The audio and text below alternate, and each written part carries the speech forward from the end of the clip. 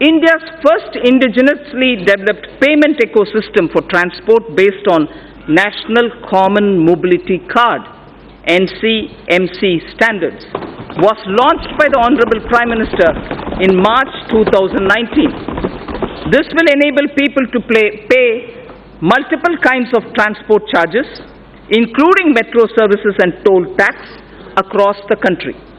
This interoperable transport card runs on RuPay card and would allow the holders to pay for their bus travel, toll taxes, parking charges, retail shopping, and even withdraw money.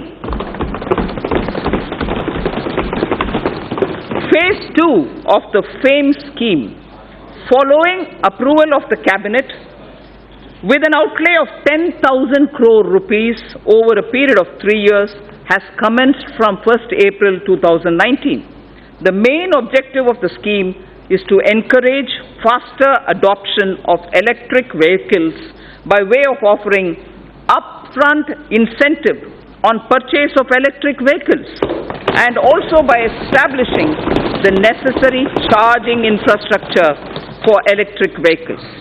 Only advanced battery and registered e-vehicles will be incentivized under the scheme, with greater emphasis on providing affordable and environment-friendly public transportation options for the common man. The government will carry out a comprehensive restructuring of National Highway Program to ensure that the National Highway Grid of desirable length and capacity is created using financeable model.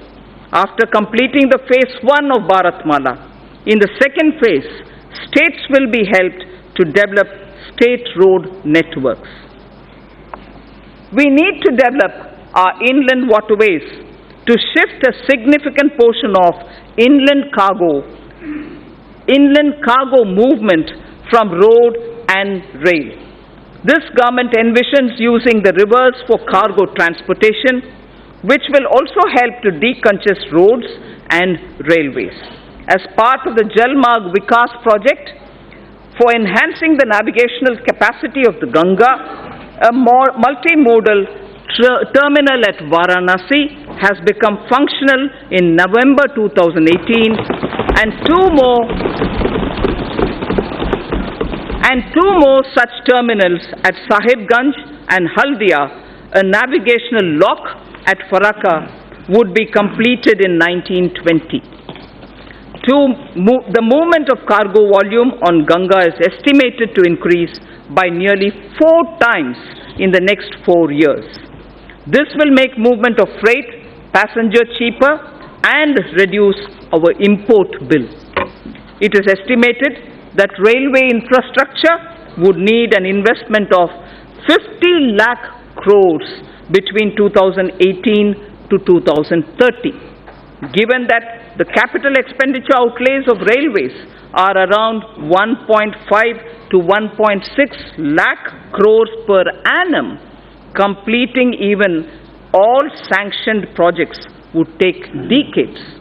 It is therefore proposed to use public-private partnership to unleash faster development and completion of tracks, rolling stock manufacturing, and also delivery of passenger freight services. To take connectivity infrastructure to the next level, we will build on the successful model in ensuring power connectivity, one nation, one grid. Earlier we spoke about one nation, one card for mobility of common man. Now it is one nation, one grid that has ensured power availability to states at affordable rates. I propose to make available a blueprint this year for developing gas grids, water grids, highways, and regional airports. So the scaling up that we talked about, which marks the USP of this government, is revealed in each one of these examples. We do it in that scale each time. The recommendations of High-Level Empowered Committee on retirement of old and inefficient plants and addressing low utilization of gas plant capacity due to paucity of natural gas will also be taken up for implementation now. Our government launched Ujjwal Discom Assurance Yojana, UDAY, in 2015, aimed at financial and operational turnaround of discoms. Government is examining the performance of the scheme, and it will further get improved. We will work with the state governments to remove barriers like cross-subsidy surcharges, undesirable duties on open access sales, or captive generation for industrial and other bulk power consumers. Besides these structural reforms, considerable reforms are needed in tariff policy. A package for power sector tariff and structural reforms would soon be announced. It is proposed that several reform measures would be taken up to promote rental housing. Current rental laws are archaic as they do not address the relationship between the lessor and the leasee realistically and fairly. A model tenancy law will also be finalized and circulated to the states. Large public infrastructure can be built on land parcels held by the central ministries and central public sector enterprises all across the country. Through an innovative instrument or innovative instruments such as joint development and concession, public infrastructure and affordable housing will be taken up. For ease of access to credit for MSMEs, Government has introduced providing of loans up to 1 crore rupees for MSMEs within 59 minutes through a dedicated online portal.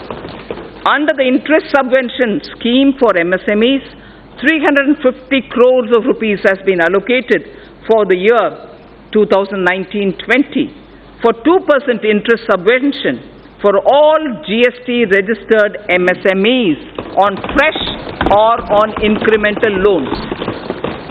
On fresh or on incremental loans. Government payments to suppliers and contractors are a major source of cash flow, especially to SMEs and MSMEs. Investment in MSMEs will receive a big boost if these delays in payment are eliminated.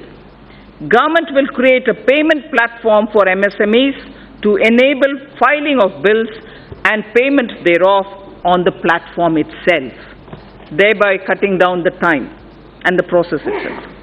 Encouraged by the overwhelming response, the Government of India has decided to extend the pension benefit to about